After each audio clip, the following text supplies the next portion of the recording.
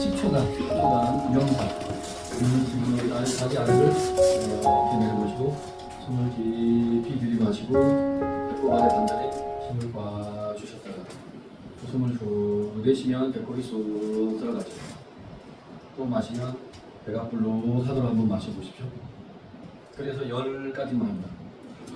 들이마시고 내쉬면서 하나, 들이마시고 또 마지막에 내쉬면서 10.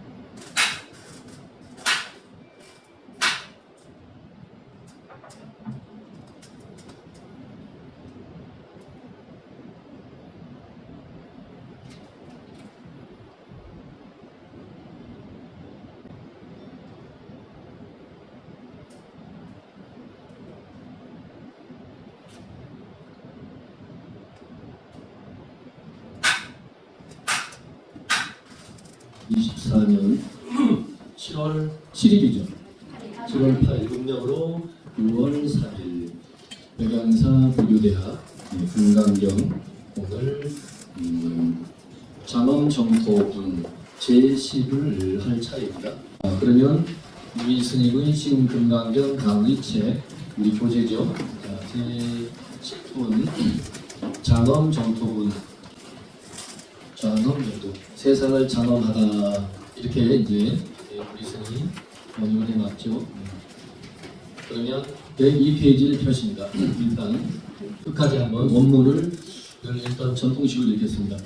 불고수보리야 사대연이 육나오열애야 섭제연등불소 어법의 유소득부와 부야니나 세존이시여열애자 연등불소와사 어법의 실구소정이니라 조보리야의 육나오 오사이장엄불도부와 부야니나 세존이시여 아이고 장엄불도자는 즉비장엄일세 시형장엄이니라 시고수무리야제 보살마사리 음여시 정정시민이 부릉조세 생심하며 부릉조성야미 족보생심이요 응무소주하야 이생기시민이라 수보리야미여유이니 신여수미 사랑하는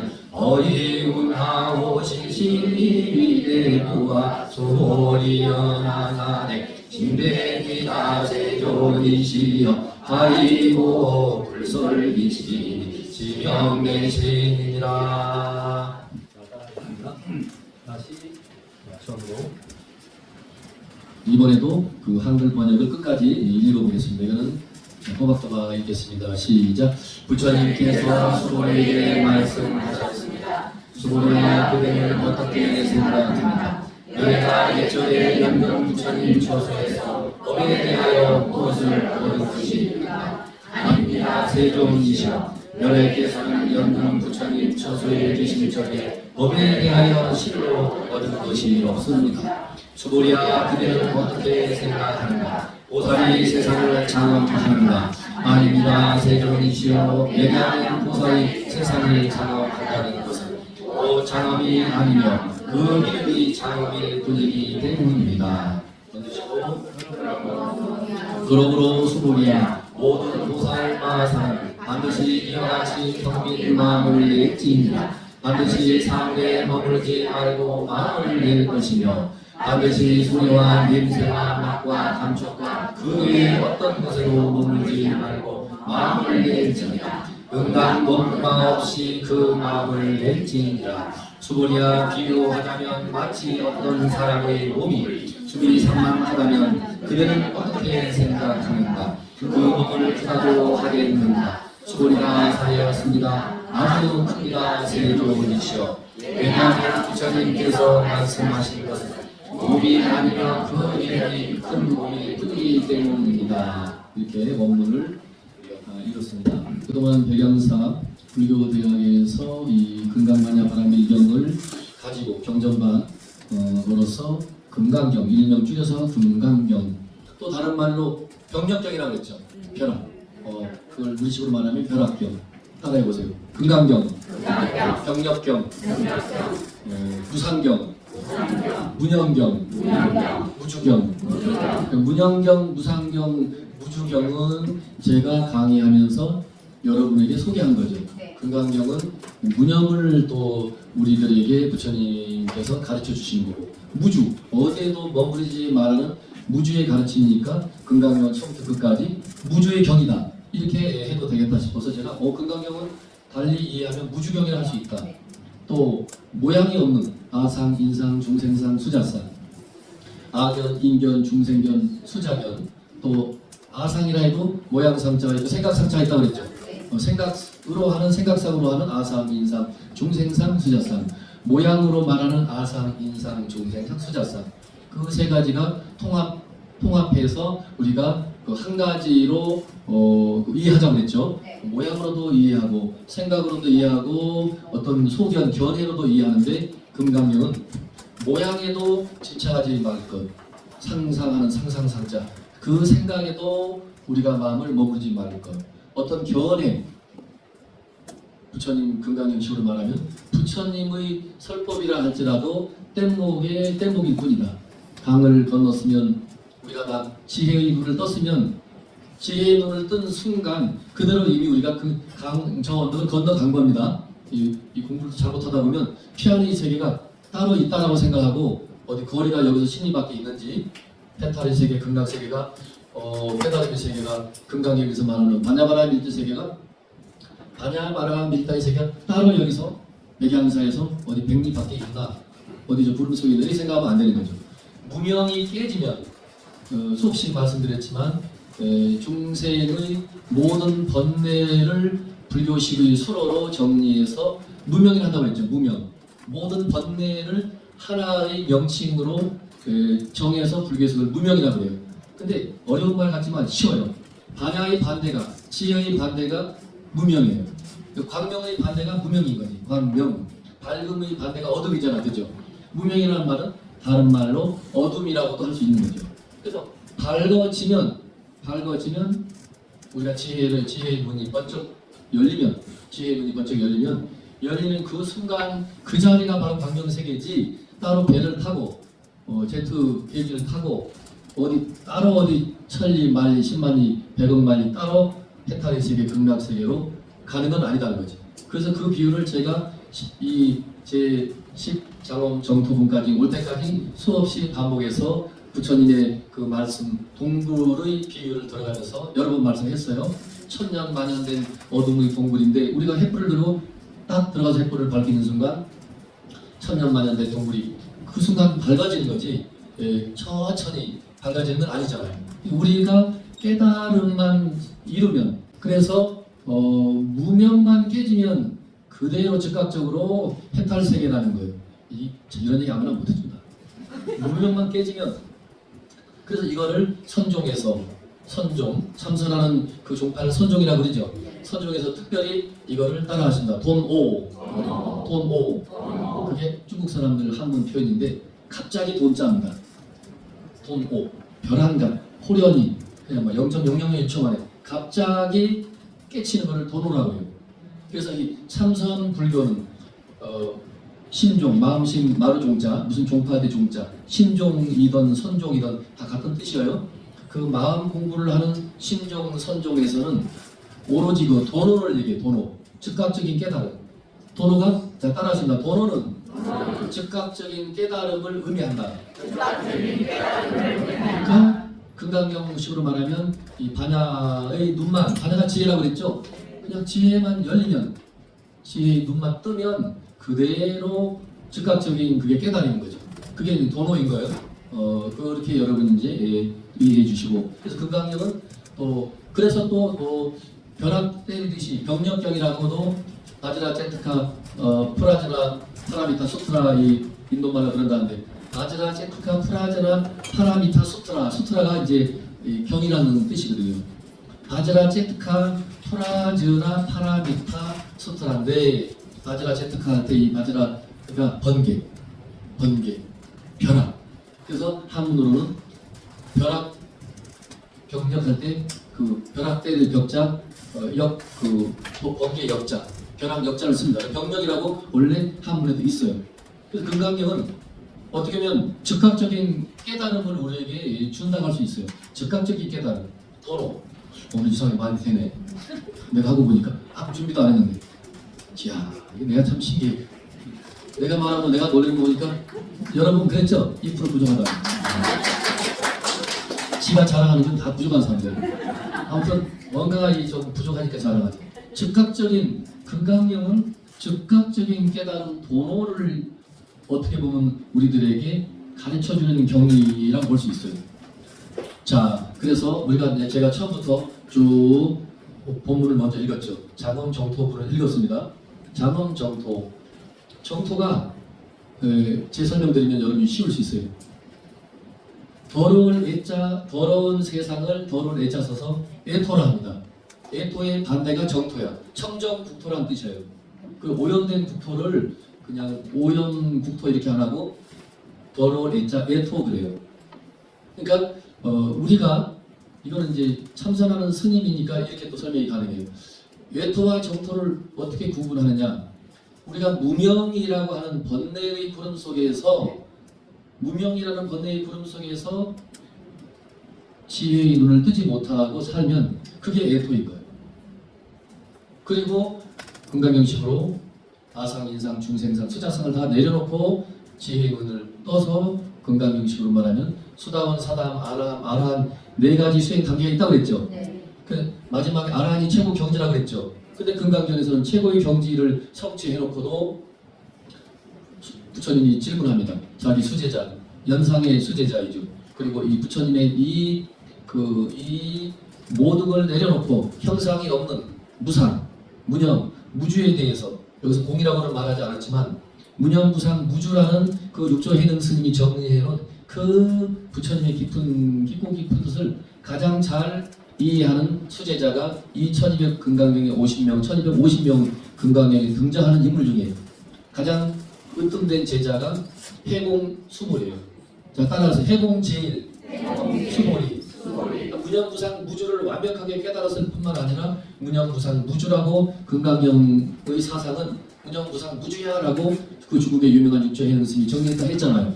근데 그 무념무상 무주가 다른 말로 하면 알해자 필공자입니다. 공의 이치를, 텅 빈 공의 이치를 완벽하게 부처님과 동급으로 잘 깨닫고 이해하시는 분이 수부티예요. 따라서 수부티. 근데 우리는 한문으로 중국 사람들이 수부티라고 중국말로 옮겨 적지 못하고 수보리 그래요. 이제 외국 말이니까 그 이해해야 돼요. 수보리.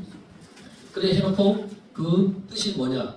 알해자, 해석한 해자, 필공자. 공을 완벽하게 이해하고 아는 사람이라 해서 그 수보리 존자의 별명이 앞에 해공이 붙어요. 자, 따라서 해공제일 수보리. 그래서 그 수보리 존자에게 부처님이 묻습니다. 아라한가 마지막에 아라한가를 성취했느냐? 아닙니다, 부처님. 제가 이해하기로는 그 아라한가를 성취할 것이 본래 없습니다. 이렇게 나와요. 금강경은 모든 걸 부정을 해요. 부처님이 일체 중생을 제도했습니까? 부처님은 일체 중생을 다 제도했지만 실로는 단 한 중생도 제도한 바가 없다 이렇게 나와요. 그거 뭔 소리입니까? 아니요.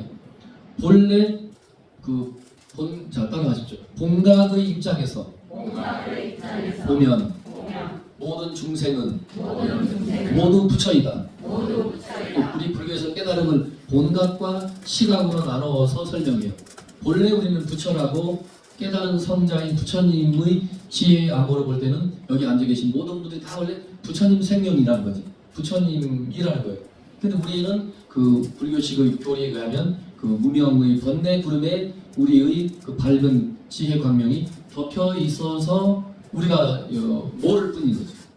그 모르는 상태에서 모르는 상태니까 그건 다른 말로 불각이라고도 그래요. 따라서 불각. 깨닫지 못했다는 거예요.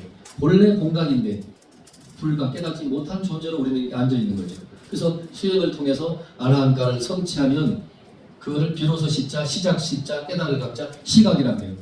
공각, 불각, 시각. 공각 따로 있고 시각 따로 있는 건 아니죠. 깨닫고 보니까 비로소 내가 딱 아라한가를 성취했다고 표현을 하던 마음이 열렸다고 표현하든 깨추고 보니까 부처님 표현을 그대로 빌리면 본래 다 이게 누구나 다 있는 거구나. 내가 석가모니가 먼저 눈 뜨고 발견했을 뿐이지. 그래서 발견한 부처의 눈으로 보니까 모든 중생은 본래 다 부처였다는 거죠. 그래서 그런 비유도 전번 시간에 이성계와 무학대사의 단순한 우화가 아니고 그 엄청 그 불교의 사상이 다 녹아 있는 거죠. 무학대사 친구같이 왕사로 모셨던 이성계니까 태조 이성계가 간만에 만나서 우리 농담이나 합시다. 치식걸렁한 농담. 아이고 뭐 전화 먼저 하십시오. 아이고 참 대사는 생기기 꼭 돼지같이 생겨서. 그러니까 하하하 하더니 또 이제 대사 갈 차례야 한번 해보시오. 예, 폐하 전하. 이리 봐도 저리 봐도 전하는 부처님같이 생겼습니다. 이랬다는 거예요. 그러니까 그 말을 고지고대로 못 받아들이고 태조 이성계는 아니 우리 농담하자고 했는데 당신만 뭐 고사한 사람 되고 나는 당신을 돼지라고 했으니 뿔뿔이 돼지. 그러니까 나는 나쁜 놈 되고 당신은 와 높은 스님이네. 역시 높은 스님은 다르네. 이거밖에 안 되는 거 아니에요. 이거 뭐야 이거 농담하지 않고 나만 얼굴 화끈거리네. 이제 태조 이성계가 그랬을 거 아니에요. 그러니까 이 진정한 쪼크를 무학대사가 던지는 거죠. 아니 농담하는 거 맞습니다. 돼지의 눈에는 돼지만 보이고 부처의 눈에는 부처만 보일 뿐입니다. 멋있는 조크잖아요. 그러니까 이야 역시 대사구나. 이게 다 깨달은 사람의 눈으로 보면 일체가 다 부처로 보이는 거죠. 돼지로 안 보이고 일체가 다 부처로 보이는 거예요. 오늘 말 잘 되네. 일체가 다 부처로 보이고 깨닫지 못한 사람이 색안경을 끼고 보면 돼지로 보이고 소로 보이고 아이고 이 축생아 우리 이러죠. 막 속썩이면 아이고 너 언제 인간 될래. 너 참 너는 인간이 아니고 축생이야. 우리 그런 농담 하는 것 같던데 요즘은 못 들어봤죠. 그 돼지의 눈에는 돼지만 보인다. 부처의 눈에는 부처만 보인다. 부처님은 깨닫고 보니까 화엄경에 보면 부처님이 그 성최정각 최상의 정각 깨달음을 이루고 보니까 이건 이 세상에 나만 깨달은 무슨 부처인 줄 알았더니 깨달은 사람이 보니까 온 천지가 다 부처 아닌 사람이 없다는 거지. 다만 깨닫지 못한 중생의 입장에서는 그게 안 받아지는 거죠. 나 중생인데 나 욕심 많아요. 나 뭐 심술부져요 라고 우리가 인정을 안 할 뿐인 거죠. 그래서 금강경은 경력경, 무주경, 무상경, 문영경이라도 표현할 수 있다. 그리고 금강경식으로 말하면 금강경은 즉각적인 깨달음을 알려주는 경전이에요. 즉각적인 깨달음. 20년 금강경 읽어야 돼. 뭐 매일같이 사경을 해야 돼. 금강경 50년 읽어야 깨치는 거야. 이런 거 없어요. 금강경은 즉각적인 깨달음이에요. 도노. 다시 한번 따라하십니다. 도노. 즉각적인 깨달음. 그래서 이 즉각적인 깨달음을 이 장엄정토문에서 전번에 내가 대충 소개했는데 다시 소개하면 응무소주 이생기심이라는 그 내용을 그 육조해능 스님이 24살짜리가 즉각적인 깨달음을 얻은 겁니다. 예를 들면 우리처럼 이렇게 1년 과정 금강경을 배우고 육조해능 24살짜리 청년이 깨달은 게 아니에요. 그날따라 그 나무 한 집을 내려주고 이렇게 돌아 나오려는데 어디서 들리는지 누가 옆에서 금강경을 누가 외우고 있는 거죠. 읽고 있는 거예요. 불응주색 따라하세요. 불응주색 생신. 불응주 상향미 촉법생신. 불응주생신. 불응주색생신이라는 건 자 따라하세요. 모양에 머물러서 마음을 내지 말고 또 소리에 머물러서 마음을 머물지 말고 향기에 집착해서 마음을 머물지 말고 맛에 집착해서 마음을 머물지 말고 우주 삼라만상 모든 법에 마음을 집착해서 머물지 말고 너의 마음을 자유롭게 내었어라. 내 마음을 내었을 때 생각 일으킬 뿐 생각 일으키는 생각에 머물지 마라. 이렇게도 해석한다고 그랬죠. 뒤집어서 응무소주 이생기심, 이생기심, 이 내 마음을 내대. 지금 제가 마이크를 잡고 지금 금강경 장엄정토문을 강의를 하고 있으니까 제 소리가 분명히 들리면 소리를 여러분이 듣는 거죠. 듣고 강의를 들을 뿐이지 그 소리 거기 또 강의하는 그 내용 그 자체에 너무 집착할 게 없는 거죠. 아, 선생님이 지금 좋은 금강경을 우리 알아듣기 쉽게 설명을 잘하고 있구나 하고 듣고 흘러갈 뿐이에요. 그걸 우리 가끔 그러잖아요. 말꼬리 물건 늘어지나 이러죠. 아, 찰떡 개떡같이 말하면 찰떡같이 알아듣으면 되는데 그냥 계속 그 말꼬리 물고 그거 말이 안 맞는데요. 뭐 우리가 끝없이 그런 일도 있잖아요. 그런 이 설명도 포함해서 이 금강경에서는 우리가 일상생활 24시간을 눈만 뜨면 잠자는 시간만 8시간을 뺀다 해도 나머지 시간 눈만 뜨고 있으면 뭐 그냥 찰나찰나 온갖 생각을 우리는 하고 살잖아, 그죠? 찰나찰나입니다. 더우면 너무 더워, 너무 괴로워, 너무 즐거워, 시원해. 이게 그 찰나찰나야. 그냥 뭐 말 다 했어요. 그런데 그냥 더우니까 제가 더우니까 여름이니까 덥겠지. 뭐 그런 말 있잖아요. 추우면 겨울이니까 춥겠지. 설탕은 달죠. 네. 소금은 짜죠. 소금이니까 당연히 짜지. 소금을 한 바가지 먹고 짜다고 소리 지르면 안 되죠. 그러니까 그냥 소금은 짜고 설탕은 달고 그 자체로서 끝. 거기에 우리가 그 마음을 머무르지 말라는 거죠. 이 더벅머리 총각이 쪽말로 하는 거니까 바로 알아들었죠. 생각 마음을 내고 이 생각하고 저 생각하고 자기는 나무 한 집 팔러 왔잖아요. 나무 한 집 팔았어요. 돈 챙겼어요. 집으로 가는 도중에 그냥 바람결이 들려온 거예요. 생각 찰나찰나 생각 일어나고 또 사라지고 일어나가지고 사라지고 일어나고 사라지고 반복하되 응무소주 머무르지 마라. 벌써 지나갔는데 우리는 머물잖아요. 계속 머물러 하잖아요. 그러니까 머물지 말라는 거예요. 끊임없이 무상하다는 거지. 변하지 않는 게 없어요. 그러니 금강경 정신은 머무르지 마라. 일어난 생각, 사라진 생각, 그걸 다른 말로 연면이라는 말로 씁니다. 나온대사의 멋진 본문인데 그건 따라하시면 좋아요. 생각 일어나고 생각 사라짐이 그것이 생사이다. 무심을 말해요. 연기연멸 이시생사 당생사 지제하야 수진력제계하라 화두 순일 기멸직진처 기멸직진처 무하도 뭐 이렇게 해가지고 쭉 나오는 멋진 나오는 스님의 참성 공부법이 있는데 삶과 죽음이 태어나고 죽어야만이 죽음이 아니고 그냥 생각이 떠오르면 그것이 태어남이고 한 생각 사라지면 그게 죽음인 거지. 우리는 길게 보면 100년 인생 동안 100년 인생을 하는데 어마어마한 생사를 찰나찰나 우리는 하면서 찰나의 연속이 100년인 거죠. 찰나의 연속이 무량겁인 거죠. 그죠? 법성에 나오는 일념즉시 무량겁 그러죠. 한 찰나를 모아놓으면 무량겁이 감에 안 잡히면 억만년인 거죠. 억만년이 따로 있는 게 아니고 찰나의 그걸 연결시킨다면 억만년이 되는 거죠. 그래서 이 더벅머리 총각이 그 말을 듣고 즉각적으로 깨달은 거예요. 이해되시죠? 마음을 생각 일어나고 사라지고 일어나고 사라지는데 그 생각에 머무르지 마라. 그 말에 확 마음이 열려서 도노가 된 거예요. 무슨 뭐 30년 성철 스님처럼 막 무더기를 입고 장자불안을 하고 8년을 눕질 않고 생식을 하고 그렇게 해서 즉각적인 깨달음이 온 게 아니거든. 그래서 이런 그 즉각적인 깨달음이 온 분을 따라하십니다. 육신보살. 이렇게도 표현해요. 이분은 지금은 즉각적인 깨달음이지만 아니야. 전생에 엄청 수행을 많이 한 도인이구나.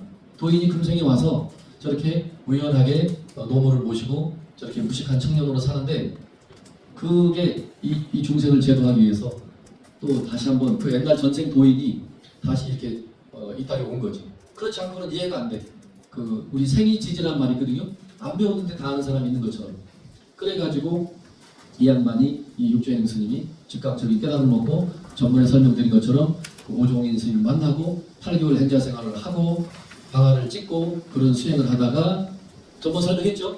그래 하다가 이제 오종인 스님이 뒷방으로 불러서 뒷방 호출이 돼서 갔더니 우리처럼 이렇게 앉아서 금강경을 쫙 그냥 핵심만 그냥 뭐 한 시간으로 쫙 요점 정리하면서 하니까 거기에 감동을 먹고 이 우리식으로 말하면 감동의 도감, 감동의 눈물을 흘리면서 육조 스님이 읊은 내용이 107페이지 표시입니다. 107페이지 펴보세요.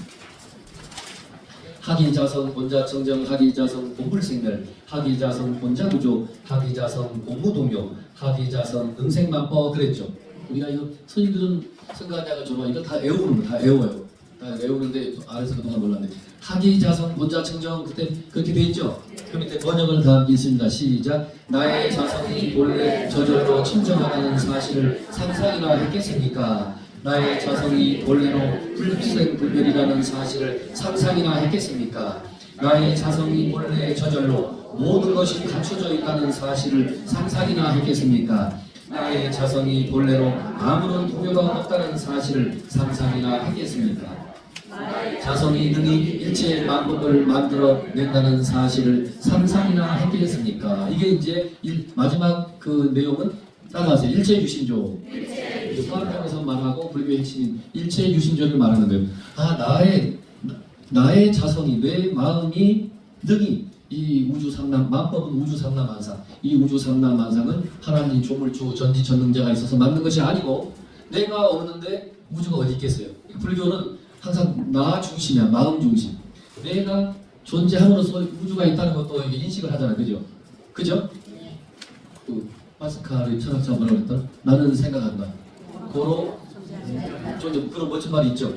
그 불교랑 좀 비슷하게 많이 온 거죠. 나는 생각한다. 고로 존재한다라는 말과 불교에서는 내 마음이 존재함으로 이 삼남만상 우주가 존재하는 거예요. 내가 없는데 인식의 주체라는 내가 없는데 우주가 어디 있으면 뭐 지금 내 앞에 여러분이 어디 있겠어요? 내 마음이 인식해서 여러분을 여기 앞에 지금 이렇게 50명이 앉아 계시네. 그래서 비로소 여러분이 여기 지금 이제 제가 인식하는 거죠. 그래서 육조인흥 스님이 이 자기에게 그 신법을 전수해준 보조 홍인 스님의 금강경 특강이죠. 특강을 다 듣고 이제 보리달마가 1조가 됐고 중국에서는 2조 해가 3조 승창 4조 도신대사 5조 홍인대사 6조 해능대사가 되면서 부처님 이후로 나아가서 물 1조로 하면 보리달마가 28조 이제 29조 이렇게 해가지고 우리 해능 스님이 33조사가 되는 거예요. 33대 조사 인도 중국을 다 통합하면 근데 인도에서 28번째 조사가 보리달마죠. 달마조사인데 중국으로 와서는 이제 인도권은 제껴놓고 중국으로 와서는 1조가 되는 거지. 이해되셨죠? 네. 그래서 중국으로부터는 중국을 다른 말로 동토라고 해요. 동쪽 동자 토자 동토. 자 따라서 동토. 인도에서 중국이 동쪽에 있으니까 동토랍니다. 동토에서는 다른 말로 중국에서는 보리달마가 이제 시조가 되는 게 시조. 그죠? 무슨 밀양박씨 시조가 되듯이 이 부처님의 비밀스러운 그 마음 깨치는 신법을 물려받은 그 계통을 불교에서는 자 따라하십니다. 혈맥, 범맥, 혈맥. 혈맥은 피혈자죠. 중요한 거죠. 진정한 혈맥인 거죠. 범맥 진리를 말할 때 법은 진리의 그 맥을 이어왔는데 그 맥을 이은 사람이 그 옛날에는 이제 나중에는 너도 나도 다 깨치고 다 도인이 많으니까 옛날에 그 이후에는 1대1로 전해주지 않았어요. 그냥 다 인정하는 거예요. 근데 부처님 이후에 육조해능 스님들까지만 해도 불교의 깨달음의 그 맥도 이렇게 공개적으로 해서 자 너네들 다 깨쳤어. 오늘부터 너네들 50명 다 내 후계자 이렇게 안 하고 요 중에서 가장 그 즉각적인 깨달음을 성취해서 굉장한 사람 한 명만 딱 집어서 다 깨달았다고 하지만 그래도 이 사람이 제일 낫다 해서 요 앞에 분을 이제 지명해서 네가 공식적으로 내 후계자 이렇게 정하는 거죠. 그런데 이제 그 이후에는 전하지 않았죠. 자 이제 마무리합니다. 따라하십시오. 달마 스님 법문입니다. 내가 중국으로 온 것은 부처님의 신법을 전해서 미혹한 중생을 깨우쳐 주기 위함이네. 한 꽃에 다섯 잎이 열리니 그 열매는 자연이 무수히 열리리라. 이게 달마스님의 애언이 그래요. 아본데 차토 내가 중국으로 와서 전법 구미정 부처님이 정법을 신법을 내가 전해주러 왔는데 다른 이유 없음 중생의 미혹함을 깨우쳐주기 위해서 왔다. 이러하게 오역 한 이 꽃이 이렇게 피었는데 깨달음의 꽃이죠. 거기에 다섯 잎이 쫙 열렸다 이거예요. 이러하는 누굴까요? 달마대사 자기야. 다섯 잎은 달마 이후에 해가, 승찬, 보신, 홍인, 육조해는까지 5명이야. 그래서 이러하에 다섯 잎이 열렸어. 앞으로는 결과 자연성이라 결과는 그 열매는 이제 자연이 무수히 열리니까 너 육조 이후에는 1대1로 따로 법을 전할 거 없다. 부처님의 가사와 바루를 따로 전수할 것도 없다. 오히려 이렇게 따로 가사와 바루를 전함으로 인해서 이것이 하나의 그 상징적인 물건이 되다 보니까 나중에는 서로 쟁탈전이 벌어진다. 이거 뺏으려고. 그러니 이제는 육조 해는 너 이후에는 무수한 도인이 중국 천하의 이 세상에 많이 그 도인들이 출연할 것이니까 이 가사와 바루를 전하지 말아 했다는 거예요. 그래서 공식적으로는 가사와 바루가 육조 해능 스님대에 끊어져요. 그게 이제 그걸 끊어서 육조 거기에 모셔놓고 이제 그야말로 이심전심이라는 말 거기서 나온 거예요. 그 다음부터는 마음과 마음으로 그 스승이 제자를 인정해줘요. 오, 즉각적인 깨달음 네가 도론을 했구나. 오케이. 다 이렇게 점검해보고 깨달음 인정하마 이렇게 해서 인정을 해주는 거를 불교에서 허가증 마냥 인가라고 그래요. 인가. 어디 뭐 법인 인가에 들어갔죠. 같은 뜻이에요. 너는 오늘부터 도론을 했음. 너는 깨달은 사람이야 라고 인가를 해주면 스승과 제자만이 이제 서로 알 수 있는 거죠. 이와 같이 오늘 우리가 배운 부분에서는 그 응무소주 이생기심 그 한마디에 도로를 하고 즉각적인 깨달음을 얻고 그 거기를 찾아가서 8개월 행자생활 조금 하다가 바로 그 육조 오종인 스님에게 후계자가 됐다는 거. 그리고 방금 학위자서 본래 청정에서부터 쫙 감동적인 그 자기의 감동을 시로 노래로 읊은 거잖아, 그죠? 거기까지 일단은 소개하고 이제 나머지 2교시 시간에 여러분 다시 만나겠습니다. 이제 2교시 시간. 그러면 왜 이 육조 행승을 이 해설판에서 신금강연에서 유구미 스님이 그 거창하게 육조 행승을 인용했느냐? 그 응무소주 이생기심 때문에 그래요. 이 응무소주 이생기심이 이게 굉장합니다. 이것 때문에 즉각적인 깨달음이 있는 거예요. 자, 다시 이렇게 말합니다. 우리가 금강경을 읽으면서 공부하면서 어떤 부분에 우리도 즉각적인 깨달음이 있을지는 아무도 몰라요. 여러분도 몰라. 읽다 보면 저 마지막에 가서 일체 유의법, 여몽한포영, 여로여견, 응장여시관 거기서 눈이 열릴지 일체 유의법, 여몽한포영, 몽한포영, 여로여견 여로 있으리요. 또 번개포영 그러죠. 일체 유의법은 꿈과 같고 이 모든 우리를 포함한 인간이든 중생이든 이 세상 모두가 다 알고 보면 꿈이요, 환상이요, 그림자요, 몸, 한포영 그 물거품과 같다. 물거품이 나중에 꺼지면 그대로 물이 되는 거죠.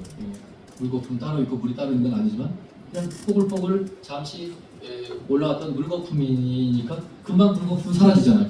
그렇게 표현하는 거죠. 여몽 한포영, 여몽 아침 이슬 같고 해 뜨면 이슬은 금방 말라버리죠. 번개불 같다. 여기서 응장여시관, 응당이 지금 내가 설명해준 꿈으로 그 여몽 환상으로 또 그 물거품으로 여몽 한포영 그림자 그 꿈으로 환상으로 물거품으로 그림자로 아침 이슬로 번개불로 짧다는 뜻입니다. 모든 게 다 잠깐 왔다 사라지는 것. 뭐가? 모든 게 다. 인생도 거창하게 우주도 다. 그렇게 그 6가지를 부처님이 마지막에 금강경에서 제시하면서 응장여시관 응당이 이와 같이 그 볼바짝 관하라는 거죠. 통찰하라. 우리가 이 100년생을 살면서 그거를 이제 이런 공부를 또 잘못하면 뭐 섹스피어나 이런 사람들처럼 불교를 잘못 받아들이면 염세 철학이라고 해요. 불교는 뭐 모든 게 허망하되 뭐 물거품 같고 뭐 부질없대. 이래서 불교를 잘못 배우면 허무주의, 허무 사상에 빠질 수가 있어요. 불교는 허무주의, 허무 사상이 아니에요. 그 실상을 알려주는 거지. 실상을 알려주면 주니까 그 실상이 물거품이고 그림자고 아침 이슬이고 저녁 영경 같고 번개불과 같이 잠깐 왔다가 100년생이 엄청 긴 것 같지만 사실은 찰나다라고 설명하는 거고, 억만년 천만년 무량한 그 세월도 시간도 무량한 세월이 엄청난 것 같지만 알고 보면 한 생각일 뿐이다. 한 생각을 딱 이렇게 펼쳐놓으면 그 무량한 세월인 거고, 그 무량한 세월을 이렇게 거두어들이면 한 생각일 뿐이라는 거죠. 근데 우리가 어떤 금강경의 부분에 도로 뭘로 깨질지 즉각적인 깨달음이 올지는 아무도 몰라요. 이런 일은 뭐 너무 많아요. 우리 조선시대 그 유명한 서산 스님 같은 경우는 어느 마을을 지나가다가 닭이 회치는 소리 꼭꼭 하고 뭐 닭이 울죠, 그죠? 여기 꼭끼오 소리 잘 내는 분 한번 해봐요. 내가 듣고 싶어요. 내가 해주고 싶으니까 한번 해봐요. 꼭꼭꼭꼭꼭꼭 그러죠. 그래서 장부능사필이라 불교에서 많이 쓰는 말입니다. 산의 대장부로서 수행자로서 할 일을 다 해마쳤다고 했어요. 다 우는 소리 듣고 이 육조해능은 응무소주 이생기심이라는 그 한마디에 생각 일어나고 사라지고 일어나는데 거기에 마음을 머물지 마라. 또 거기에 마음을 머물지 말고 너의 마음을 사용해라, 써라. 깨달았다고. 그런데 이 우리나라의 서산대사는 어느 마을을 지나가다가 꼭꼭꼭꼭 하는 닭 소리를 듣고 그 닭 울음소리를 듣고 장부 능사피 대장부가 해야 될 일을 다 해마쳤다. 그 말은 즉각적인 깨달음을 이뤘다는 거죠. 그래서 여기서는 특별히 응무소주가 원체 우리 불교 역사에 특히 그 6, 7세기 이후에 21세기 이 순간까지 이 육조해능 스님이 아마 조금 북방불교에서 이 동북아시아를 북방불교라는데 북방불교 대승불교권에서는 특별히 어떻게 보면 부처님보다 더 영향력이 있어요. 육조해능이. 아셨죠? 네. 부처님보다 보리달마보다도 더 강력한 중국 천원을 다 지배해요. 뭘로? 육조해능 스님의 그 가르침으로. 그게 일명 육조단경이라고 해요. 중국 5천년 만년 역사에서 스님이 한 설법집을 경이라고 붙인 거는 없어요. 유교 불교를 다 통틀어서 중국 역사에서 한 스님의 이야기를 경이라고 붙인 거는 육조가 처음이라니까. 해능 스님이 처음이에요. 육조 스님을 내 말씀을 육조단경 그래요. 육조단경, 육조해능 스님의 말씀을 경이라고 한다니까. 그 정도로 이 영향력이 북방불교, 대승불교에서는 지금부터 한 1400년 전에 이 땅에 오셨던 분인데 당송, 원명청 지금 21세기까지도 영향력을 이렇게 끼치고 있고, 우리나라만 해도 대한민국의 조계종이잖아요. 조계종 자체가 육조해능 스님을 상징하는 거예요. 육조해능 스님이 계셨던 마을 이름이 아니고 그 흐르는 그 계곡 이름이 조계야. 조시라는 어느 마을에 요즘 같으면 부잣집 그 일대는 다 자기 땅이야. 근데 육조해능 스님을 보고 너무 감동을 먹고, 스님 제가 뭐 드릴 건 없고 스님 이 땅을 필요하면 스님이 다 가지십시오 해가지고 그 땅을 다 기증한 거예요. 그리고 그 계곡도 다 포함됐지. 그래서 조시의 그 땅이었던 거죠. 계곡이었던 거죠.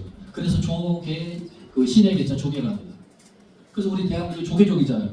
무슨 뭐 천태종, 화엄종, 원효종 그러면은 그래도 무슨 화엄경을 근거로, 천태종 하면 법화경을 근거로 중국의 유명한 천태 지선사가 있었거든요. 무슨 뭐 원효종은 원효 대사를 중심으로 이해가 되는데, 조계종은 무슨 뭐 이름도 아니고 그 어떤 그 마을의 계곡 지명일 뿐인데, 계곡의 이름일 뿐인데 우리나라의 1700년 역사를 가지고 있는 우리 한국 불교의 대한민국의 불교 종파의 가장 장자, 으뜸되는 종단이라 할 수 있는 우리 지금 그 종단이 대한불교 조계종이잖아요. 그게 바로 육조해능 스님이 계셨던 그 지역 계곡 이름을 따서 얼마나 이 스님한테 우리가 배워갔으면 그만큼 이 스님의 영향력이 굉장하고 가르침 자체가 내년에는 육조단경을 한번 가지고 여러분들과 만나고 싶은데 육조단경 자체가 즉각적인 깨달음이에요. 또 다른 금강경을 육조해능 스님이 금강경 한마디도 소개 안 하고 자기식대로 금강경을 말씀해 놓은 게 육조단경이라 해도 과언이 아니에요. 그래서 오늘 장엄정토분에서는 이와 같이 이런 이제 음무소주 이생기심이라는 그 금강경 문구 때문에 이 말씀 때문에 그 우리 불교 북방불교에서 어마어마한 영향력을 끼쳤던 육조해능 스님을 끌고 들어오지 않을 수가 없는 거지. 야, 육조해능 스님 앞에 이거 음무소주 이생기심 호 한마디 8글자에 깨달았대 이렇게 되는 거죠. 어떻게 깨달았는데 해서 이제 이런 이분의 그 어떻게 보면 감격하고 감동목은 깨달음의 노래라 해도 과언이 아니에요. 의상대사의 법성계는 제 표현에 빌리면 의상대사의 깨달음의 노래예요. 저 앞에 제가 해놨죠? 배너로 설치해놨죠? 근데 이 아까 여러분 따라한 이제 이거는 육조해능 스님의 깨달음의 노래야. 육조로 인정을 받으면서 야 해능아 너는 오늘부터 머리를 깎았든 안 깎았든 행자든 중이 아니죠. 스님도 아닌데 그런 거 다 필요 없어. 너는 오늘부터 내 후계자야라고. 그게 가능한 얘기냐고. 불가능한 얘기예요. 지금 시대도 말할 그 시대에도 불가능하니까 그 육조가 되고 36개 출행만 치잖아요. 전번 시간 말했죠? 배를 태워서 막 보내주고 야 너 선치지 말고 한 15년 숨어 있어라. 39살에 세상에 등장해서 육조 스님 시대가 열리면서 그분이 남긴 말씀의 기록이 육조 단경으로 남아있는 거죠. 그죠? 이제 내년에 이제 합니다. 내년에. 자, 107페이지에 번역을 먼저 읽습니다. 나의 자성이 본래 저절로 청정하다는 사실을 상상이라 하겠습니까? 나의 자성이 본래로 불생불멸이라는 사실을 상상이라 하겠습니까? 나의 자성이 본래 저절로 모든 것이 갖춰져 있다는 사실을 상상이라 하겠습니까?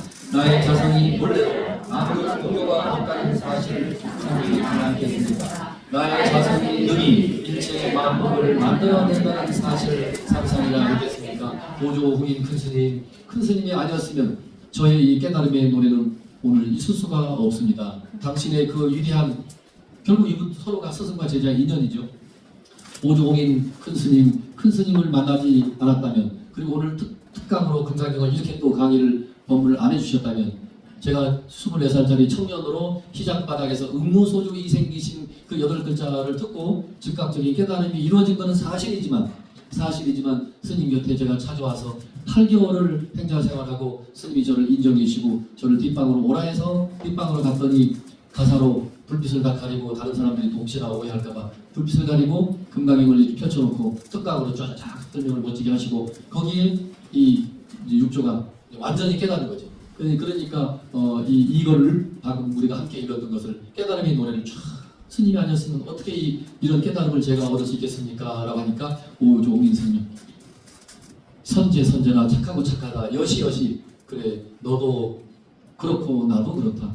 오늘 이 시간 이후로 너는 육조해는 너는 하늘과 인간 세계 천인사 불세존 그래 따라하세요. 천인사 불세존 하늘이나 하늘 아래나 부처요 세존이니라. 그러니까 부처님으로 이제 인정하는 거죠. 부처님은 너는 오늘부터 나도 부처지만 너도 6대 조사로서 부처님의 신법을 그대로 전수받은 부처로서 이 깨달음의 이 법맥이 다시 말하는 혈맥이 이 깨달음의 이 기가 막힌 이 그 정법 발을정자 법법자 정법 이 법의 그 법맥이 끊어지지 않게 네가 잘 이어가라. 다만 서두르지 말고 당분간 숨어 있어라고 해서 15년을 숨어 있다가 39에 등장해서 육조 스님이 이제 이렇게 세상에 나오셔서 오늘날 지금 앞에서 설명한 것처럼 그 불교 역사에서 그 남방 불교는 일단 접어두고라도 이 동북아시아 북방 불교에서 중국, 한국, 일본, 대만, 베트남 다 포함한 이 북방 불교권에서 그 위대한 도인으로 오늘날까지 이렇게 알려져 있다 이거죠. 자. 그 마지막에 109페이지 있습니다. 수보리아부터 시작. 수보리아 비유하자면 마치 어떤 사람의 몸이 숨이 산만하다면 그대는 어떻게 생각하는가? 그 몸을 크다고 하게 될까? 수고리가 상이었습니다. 아주 큽니다. 세종이시오. 왜냐하면 부처님께서 말씀하신 것은 몸이 아니요 그 이름이 큰 몸이기 때문입니다. 그 밑에 우리 무비스의 설명을 읽어봅니다. 지금까지 보았던 논리 구조라면 부처님께서 선하신 몸은 곧 몸이 아니라 이 이름이 몸입니다. 라고 해석할 수 있습니다. 수미산만한 몸이 어디 있겠습니까? 예전에 킹콩, 주라기 공원 등 30, 40층 빌딩만한 변종 동물들이 나타나서 건물들을 부수는 영화들이 걸어 나왔습니다. 21세기에 기껏 생각해낸다는 것이 건물 40층 높이만한 몸뚱이인데 3000년 전에 살아 금강역에서는 수미산만한 몸뚱이, 하늘의 지붕이라고 하는 큰 몸뚱이를 말하고 있습니다. 이는 실제하지 않는 것. 우선 우리 자신도 모르게 가지고 있는 산 덩어리가 어쩌면 저 설산 히말라야 산만큼 크다는 것을 비유하는 것입니다. 부처님이 중생들의 심리를 가만히 들여다보니 어린아이, 어른, 있는 사람, 없는 사람, 배운 사람, 못 배운 사람 등 모든 사람들이 마음속에 가지고 있는 상이 수미사람만한 겁니다. 형상이 없어서 다행이지. 형상이 있다면 60억 인구라면 히말라야 산 60억 개를 나열해야 합니다. 수미산을 히말라야 산이라고도 합니다. 실제로 티베트 사람들은 히말라야 산 옆 해발 6,000m쯤 되는 삼각형처럼 한 덩어리로 생긴 산을 수미산이라고 하기도 합니다. 티베트 사람들이 그 산을 수미산이라고 하듯 인도 입장에서 히말라야 산 전체를 수미산이라고 생각하는 상관이 없습니다. 그 내용을 알고 보면 내가 사는 공덕, 업적, 수고, 잘난 체함 등은 아무것도 내세울 것이 아니라는 것입니다. 또한 부처님께서 말씀하신 것은 몸이 아니며 라고 하는 말은 마음의 몸인 까닭에 살이 없고 투였으므로 육신의 제한을 받지 않는 진실로 큰 몸을 일컫는 말입니다. 무한히 깊고 큰 마음의 몸이 참으로 큰 몸이라 할 수 있습니다. 그러기에 보살이 불토를 장엄한다는 것은 짓고 불상을 천만 개씩 만들어 보는 것이 아니라 그 어디에도 머물지 않고 집착하지 않는 마음으로 진정으로 자유롭고 간단하게 살아가는 것입니다. 설명 잘 돼 있죠? 여기서도 결국은 부처님의 몸을 수미살에 또 비교도 하기도 하고 부처님 몸이 이렇게 크냐 작냐 이런 질문을 할 때 우리 그 수거리 존자가 일단 말은 크다고 할 수 있겠습니다. 그러나 부처님의 뜻을 제가 이해하기로는 크다고 할 수 있지만 또 크다고 굳이 내세울 것도 없습니다. 이렇게 이제 말을 하는데 우리 무비스님께서 멋지게 해설을 잘 해주신 거네요. 우리 중생들의 그 상이 금강경 처음부터까지 상입니다. 중생들의 그 집착상이 어떻게 보면 히말라야 산보다도 더 높은 거죠. 그 높은 그 산을 따라하십니다. 아상산. 나라고 내세우는 산을 아상산이라는데 그 아상산은 수미산보다도 높은 거죠.